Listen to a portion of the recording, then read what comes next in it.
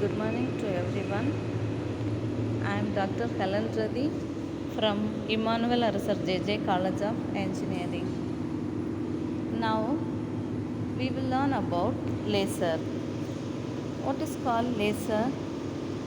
A laser is a device that emits a highly focused, concentrated beam of coherent light. The word laser stands for light amplification by stimulated emission of radiation. Because of their unique properties, they are utilized across a wide variety of daily medical, scientific, and industrial applications. Some characteristics of laser. Laser is basically light source. Laser light has some important characteristics, that is high directionality, high intensity, highly monochromatic, and coherence. Laser is an artificial light source which exhibits many superior features than the conventional light source. The first laser, that is ruby laser, was invented by Dr. T.H. Mayman in the year 1960.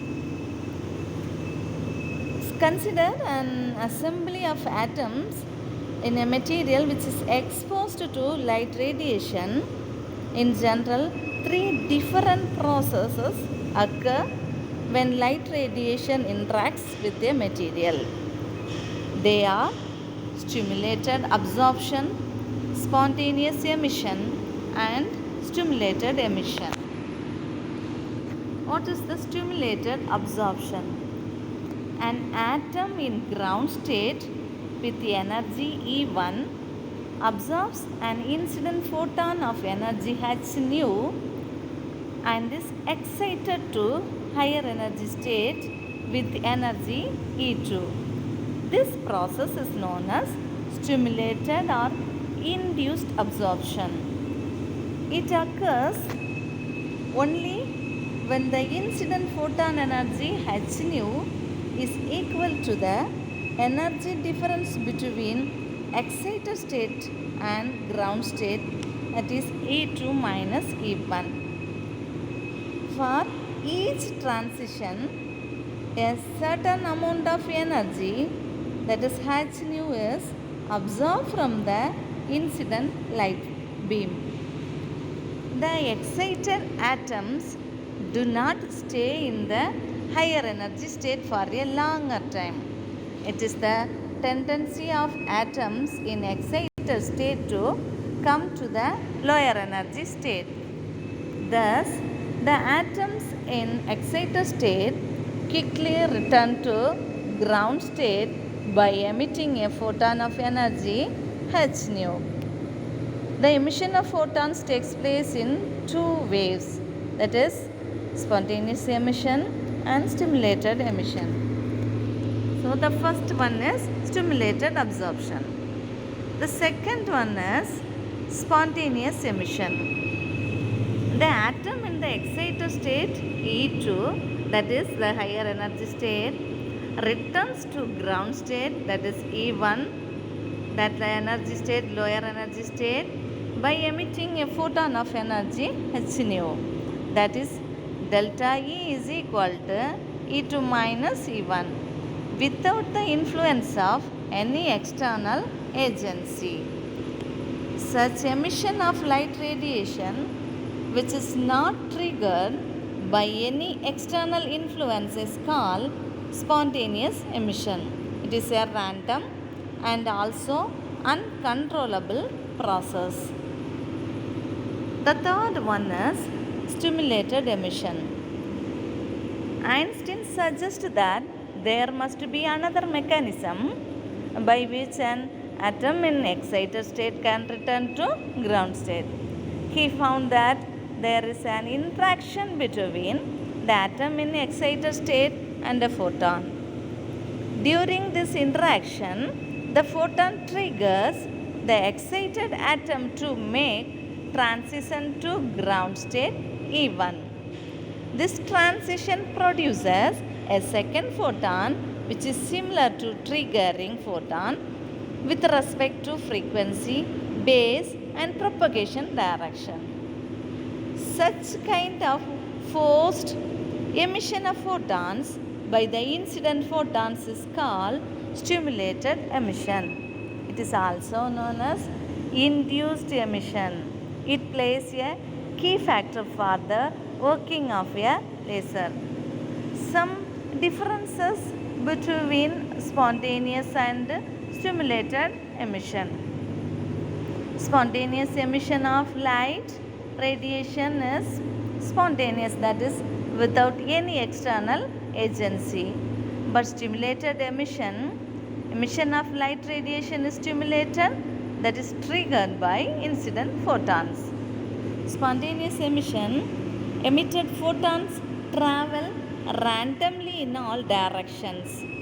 Stimulated emission, emitted photons travel in particular direction. Spontaneous emission, photons cannot be controlled. They are not coherent. But stimulated emission, emitted photons can be controlled and they are coherent.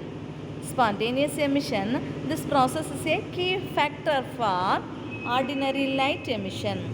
Stimulated emission, this process is a key factor for laser operation. Applications of laser. Lasers are used in various medical procedures including ophthalmology, neurosurgery, gastroenterology, dermatology, gynecology and ENT. Ophthalmology, treatment of detached retina, coagulation in diabetic retinopathy. Neurosurgery, that is treatment of nerves in skull and spine. Gastroenterology, treatment by coagulation of lower gastrointestinal fat. Dermatology, removal of skin imperfections by laser irradiation. Gynecology, fertility, microsurgery, fallopian tube reconstruction. Lasers are used for industrial applications in various manufacturing processes such as cutting, welding and drilling, where high precision is required. They are used in material processing, printing and 3D printing. Laser soldering process and lasering. Lasers are used in soldering. They are used in many scientific fields including physics, chemistry and biology. They are used to measure distances, study the properties of materials and manipulate individual atoms and molecules. Lasers are used in fiber optic communication systems, that is to transmit large amounts of data over long distances at high speeds. They are used in various entertainment applications such as light source, laser tag and laser pointers. Lasers are used for environmental monitoring and control such as measuring air pollution and detecting greenhouse gases. These are the applications of lasers. Next class we will learn about types of lasers. Thank you.